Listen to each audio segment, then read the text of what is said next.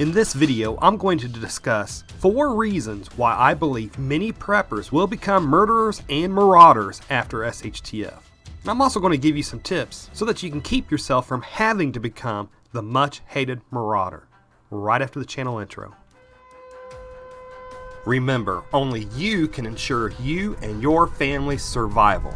Live your life with honor and integrity, and always be the wolf hunter, don't be the sheep, and never be the wolf.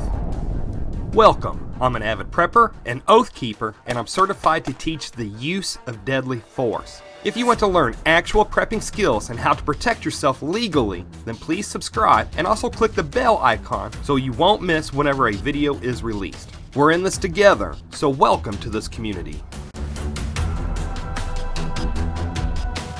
The reason I believe that so many preppers will become marauders after SHTF is for a couple of different reasons. First, I've ran into a lot of preppers who seem to be all about the guns and the gear, the cool stuff, but they seem to place food and other life-sustaining subjects on the back burner. Secondly, I also noticed that my videos that deal with some type of theory or violence about SHTF, such as lessons I've learned about prepping that law enforcement has taught me, or how preppers may be able to defeat snipers during SHTF, but I have found that those are the types of videos that have the highest view count. And then I noticed that my videos that showcase some actual prepping skill, such as how to make a garden during SHTF that will actually feed you.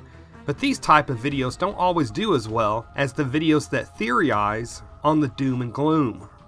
For me to get actual views for videos that don't deal with violence after SHTF, for subjects that actually show life-sustaining skills such as making your own maple syrup, or how to use pool shock to make dirty water drinkable, I have to use clickbait titles such as what every prepper should know about insert subject here, or whatever about the coming dark times, or the truth about insert topic here.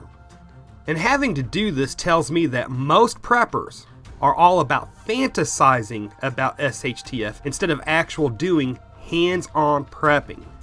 And these people who only went out and bought guns and gear and only watched videos on prepper security and gun videos, when SHTF does happen, they're going to have a lot of guns and ammo and a lot of gear, but they're not going to have much in the way of food. And I think it'll be pretty obvious what an armed and hungry person will do when they start to become very hungry, when their belly button starts introducing themselves to their backbone. And you, the actual prepper, the prepper who actually put back food and actually learned prepping skills, may very well become their target. Now luckily I believe that many of these tacked out preppers will not be much more than easy targets that just happen to be well armed. And I say that because I think many of them, now not all of them, but many of them like to do more typing and video watching than actual training. Or they consider going out to the range and shooting at some cardboard targets as training. Or they've spent $2,000 on a tacked out rifle instead of getting a $1,000 rifle and $1,000 worth of good solid training with it. So I really believe that when SHTF happens and they go running out in all of their gear, that a good number of them will come to the horrible conclusion that they threw a lot of money towards gear instead of actual good hands-on training and skill learning. And something else that I see is a lot of preppers who comment on YouTube videos talking about how they're not going to take any chances by shooting first and then asking questions later. They have no forethought on how this will likely hurt them in the long run, and how some people could actually be of assistance and not a threat after SHTF. And folks, if you're one of my subscribers that watch most of the videos that I put out, whether the video is on tactics or whether the video is how to save heirloom seeds, please know this video isn't directed to you. This video is directed to the people who haven't graduated to actually prepping yet. They haven't realized that they need to expand their interest in prepping beyond tactical gear and theories about SHTF.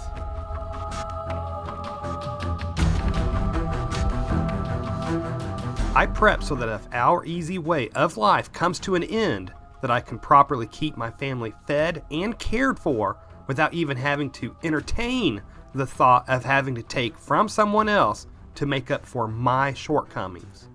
Anybody that's watched my videos knows that I would consider it a great travesty to wrong someone else for any reason. So if you consider yourself a serious prepper, then this is just a warning from the rest of us serious preppers that while it's important to have firearms and ammo and gear when SHTF happens, to just please remember to maintain a healthy balance of the self-defense portion of prepping with all of the other aspects of prepping. Once you have a firearm and some ammo for that gun, then make sure that you also learn how to garden without store-bought fertilizers and insecticides, and learn how to grow heirloom vegetables, and also how to save those seeds so you can replant year after year. And try to get as much variety in food that stores for a long time, such as 20 or 30 years, like the usual beans and rice and dried corn and sugar and oats and pasta, etc. And if you also stock up on freeze-dried food such as Mountain House, make sure that you figure out how much food you have by the total calorie count and not by their serving sizes. And have at least a couple of ways to be able to not just filter water, but also purify it. And get at least some basic medical stuff such as antibiotics and bandages and over-the-counter medicines to help with colds and the flu and coughs and other things that might keep a sickness from turning into a cough into something that really takes you out. And also learn some of the basic skills that our pioneer ancestors used to extract things from nature, such as how to make your own soap, or how to make your own maple syrup, or making your own alcohol. The list can go on and on and on that you can choose from. And with all of the before mentioned topics, each one comes with skills or knowledge that you need to learn, as many of them take a lot of practice to get them right, and to also ensure that they will work after SHTF. And then once you get the basics down, plenty of food stocked up, ways to purify water, at least some medical, extra clothing, etc., then it's okay to buy some more tactical gear to help ensure that you're able to better protect what you do have after SHTF. You just don't want to risk becoming the monster that you're prepping to defend yourself against. Folks, I'm a firearms instructor through my state's law enforcement training board. So believe me when I say that I enjoy shooting and tactical gear just as much as the next guy. But just realize that fixating on guns and tactical equipment does not make a person a serious prepper. Serious preppers realize that prepping also includes trying to ensure that you can feed and take care of yourself during SHTF, not just battles and gunfights. Now I know there's no 100% way to ensure that you'll always have enough food and supplies for yourself and your family for the rest of your life. But the idea of it, at least for me, is to have enough prep stocked up, along with practice knowledge of being self-sufficient, to weather whatever hardships come. And what I believe is that when SHTF happens, that the people who failed to prepare, the proverbial grasshoppers who failed to prepare while the ant did, that they will begin to die off due to starvation or disease or whatever. And then once they die off, then resources will start coming back again. And that's my goal, to weather whatever kills off so many other people and then see where rebuilding takes us.